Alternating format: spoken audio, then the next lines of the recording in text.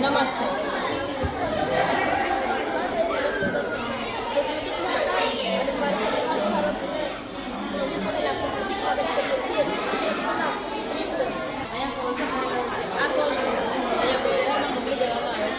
અહીંયા કોલસો ગરમ થાય છે અને અહીંયા પાઇપલાઇન દ્વારા આ બોઇલરમાં પાણી મૂકી દેવામાં આવે છે. કોલસો નીચે ગરમ થાય છે જેથી પાણીની બરફ બને.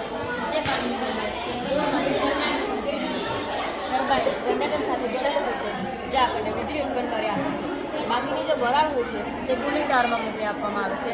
કુલિંગ ટાવરમાંથી તે ઠંડી થઈને પાછું વોટર યાર્ડમાં આવી જાય છે.